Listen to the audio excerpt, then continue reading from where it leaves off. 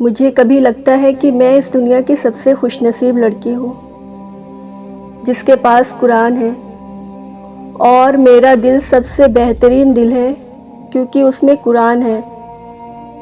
میں خود پر غرور نہیں کرتی، میں جانتی ہوں میں جو بھی ہوں اپنے اللہ کی تخلیق کردہ ہوں۔ اگر مجھ میں کچھ گن ہیں تو وہ عطا کردہ ہیں، میری ساری صلاحیتیں صرف اسی کی دی ہوئی ہیں، اور میں اس کا شکر ادا کر کے بھی نہیں کر سکتی جتنا اس نے مجھے نوازا ہے۔ مجھے لگتا ہے اتنا دنیا والوں کے پاس پوری دنیا لے کر بھی نہیں ہوگا۔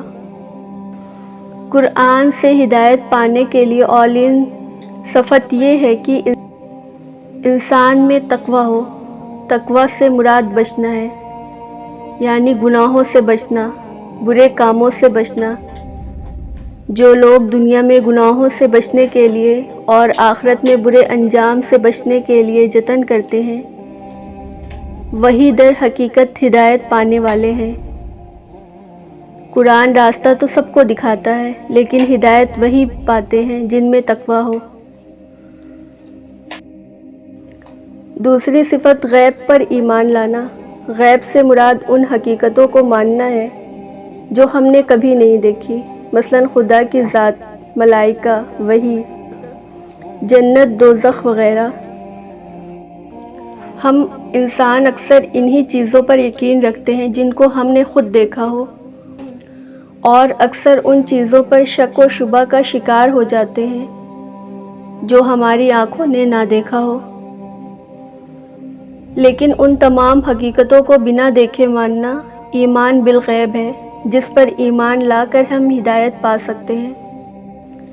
تیسری صفت ہدایت پانے کے لیے ضروری ہے نماز قائم کرنا، نماز کو ترجیح دینا، نماز کو ٹاپ پر رکھنا، نماز کو درست طریقے سے پڑھنا۔ جان لو، ترک نماز دراصل ترک اطاعت ہے۔ قرآن سے فائدہ اٹھانے کے لیے چوتھی شرط یہ ہے کہ آدمی تنگ دل نہ ہو، اس کے مال میں خدا اور بندوں کے لیے جو حقوق مقرر کیے گئے انہیں دینے کے لیے تیار ہو۔ اللہ کے دیے رزق میں سے خرچ کرے۔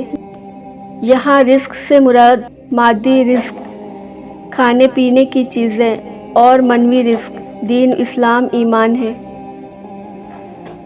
پانچویں شرط یہ ہے کہ آدمی ان تمام کتابوں کو تسلیم کرے جو وحی کے ذریعے خدا نے محمد صلی اللہ علیہ وسلم اور ان سے پہلے انبیاء پر نازل کی۔